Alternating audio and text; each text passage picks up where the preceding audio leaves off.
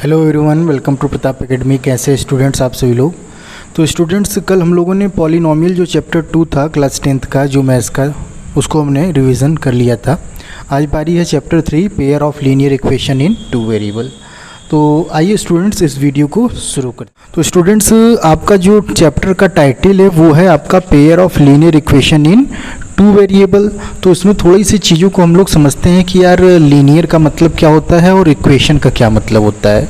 देखो, linear word जब भी कहीं अगर तुमको मिल जाए उसका मतलब समझ जाना है कि स्ट्रेट या स्ट्रेट लाइन भी कह सकते हो, या एक ऐसा ग्राफ जिसपे एक स्ट्रेट लाइन ड्रॉ हुआ हो। ठीक है। And expression whose power of the variable, यानी उसमें जो भी वेरिएबल होगा उसका जो पावर होना चाहिए वो 1 होना चाहिए, या फिर आप कह सकते हैं जिसकी डिग्री 1 हो। यानी पिछले वीडियो में हम लोगों ने बात किया था लीनियर पॉलिनोमियल की, तो और लीनियर पॉलिनोमियल की डिग्री क्या होती है? 1 होती है। तो ये कुछ एग्जांपल्स हैं, जैसे 3x + 5। अब यहाँ x है, x का पावर क्या है? 1 है। 2y है, x - 7 है। ये सब क्या है? लीनियर है। लीनियर का मतलब हो गया। अब आते हैं इक्वेशन का क्या मतलब है यार। इक्वेशन समझो, कोई भी एक्सप्रेशन है, जैसे मान लो तुमने कोई एक लीनियर एक्सप्रेशन ही क्यों नहीं लिया, तो जब उसको आप = 0 लिख देते हैं या उसके पास या उसके स्टेटमेंट में = का साइन आ जाता है तो वो इक्वेशन कहलाता है। यानी देखो यहाँ पे = का साइन है, यहाँ = का, यहाँ = का, यानी ये एक्सप्रेशन था यहाँ पे, जैसे = हम लोगों ने लगाया तो ये क्या बन गया? इक्वेशन बन गया। यही हमारा डिफरेंस है लीनियर और इक्वेशन के बीच में। आइए आगे हम लोग देखते हैं। अब आपको क्या समझो, हमारा जो टाइटल है, हमारा जो चैप्टर का नाम है वो है pair of linear equation in 2 variable. वो आया कैसे, वो चीज़ हम लोग देखने जा रहे हैं।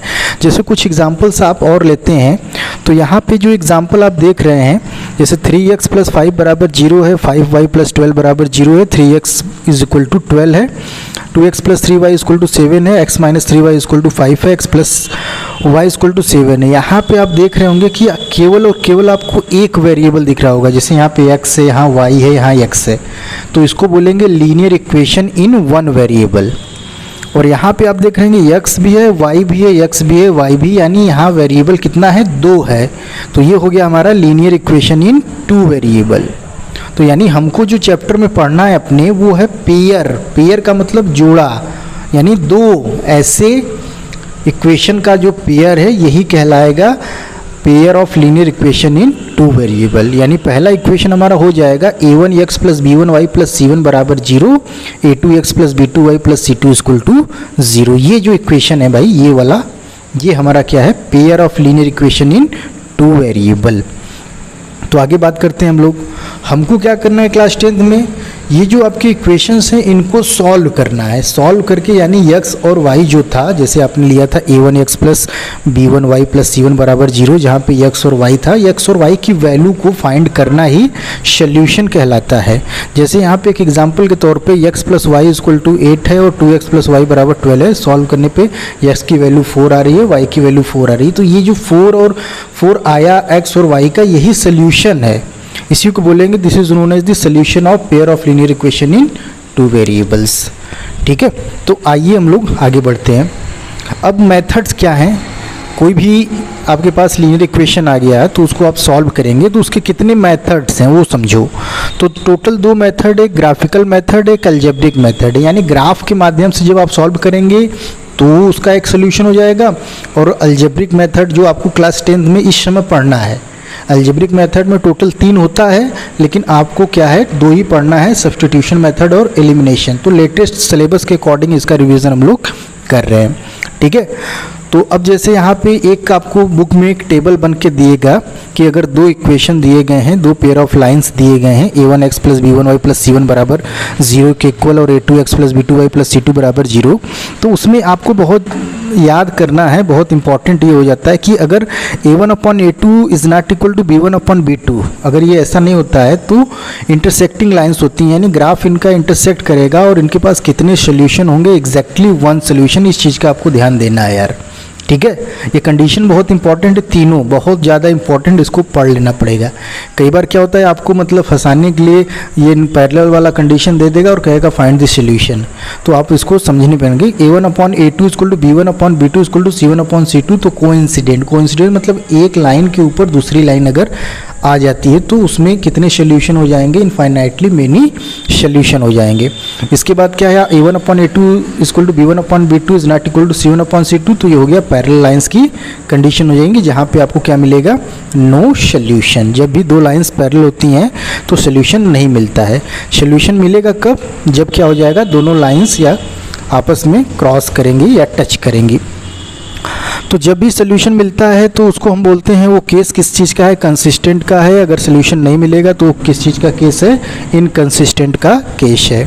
तो कंसिस्टेंट यानी जब इस तरीके से आपके दो क्रॉस करेंगे या टच करेंगे तो कंसिस्टेंट हो जाएगा, पैरेलल हो जाएगा तो इनकंसिस्टेंट होगा। कुछ क्वेश्चन को हम लोग सॉल्व करके देखते हैं कि यार ग्राफिकल मेथड कैसे सॉल्व होता है, सब्स्टिट्यूशन और एलिमिनेशन कैसे होता है। तो ग्राफिकल मेथड से इसको सॉल्व करेंगे।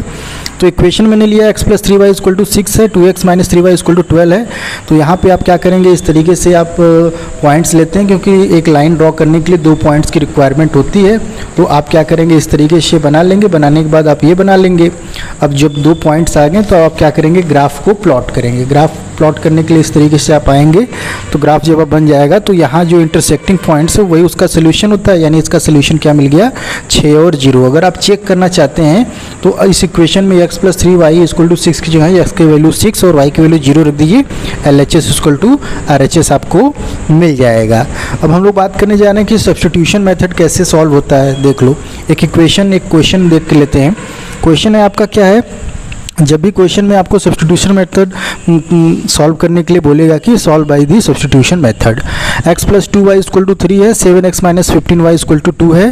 तो हमारा क्या है, हम पहले इक्वेशन को मानेंगे 1, दूसरे को 2 मानेंगे। फिर 1 को लेके एक वेरिएबल एक साइड, बाकी सब अदर साइड करेंगे। फिर उसकी वैल्यू हम इक्वेशन 2 वाले में पुट करेंगे। यानी यही क्या कहलाता है, जब इसकी वैल्यू आपने क्या किया, यहाँ पे आपने पुट किया, यही क्या कहलाता है, सब्स्टिट्यूशन कहलाता है। तो सब्स्टिट्यूट करेंगे, उसके बाद आपको एक वेरिएबल में आ जाएगा, वेरिएबल सॉल्व कर देंगे। y की वैल्यू यहाँ पे आ गई 19/29। जैसे ही y की वैल्यू आती है 19/29, तो आप क्या करेंगे, जो आपने इक्वेशन 3 बनाया था यहाँ पे x = 3 - 2y, यहाँ पुट कर आप क्या करेंगे, x की वैल्यू को भी फाइंड कर लेंगे। तो यहाँ पे x की वैल्यू आपको 49/29 मिल गया, y की वैल्यू 19/29। ये क्या है, आपके NCERT का क्वेश्चन है। तो ये हो गया आपका सोल्यूशन। एलिमिनेशन मेथड में देखते हैं क्या करते हैं। क्वेश्चन इसमें भी लिया गया है, solve the pair of equation by elimination method.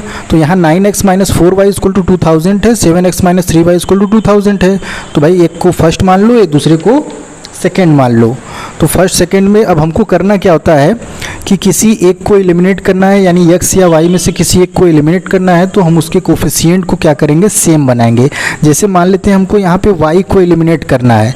तो y को जब एलिमिनेट मुझे करना था तो इसका कोफिशिएंट 3 था, इसका 4 था। तो इस वाले में 3 से मल्टीप्लाई कर दिए, इस वाले में 4 से, ताकि हमारा सेम हो गया। तो ये हो जाएगा 27x - 12y = 6000, या 28x - 12y = 8000। फिर हमने क्या किया, घटा दिया, तो माइनस वाला प्लस हो जाएगा और प्लस वाला माइनस। तो यहाँ -x = -2000, यानी x = 2000 हुआ। अब जब x की वैल्यू 2000 निकल गई तो किसी एक में पुट कर आप क्या करेंगे, y की वैल्यू निकाल लेंगे। तो यहाँ पे आपको मिल जाएगा y = 4000। तो ये चैप्टर जो है हम लोगों का पूरा रिवाइज हो चुका है। एक बार अच्छे से इस चैप्टर को आप खुद रिवाइज करिए, और जिस तरीके से क्वेश्चन बताया गया है ऐसे ही आप अपने बुक के सारे क्वेश्चन को सॉल्व करिए। तो कल हम लोग बात करेंगे नेक्स्ट चैप्टर यानी क्वाड्रेटिक इक्वेशन के बारे में। तो थैंक यू।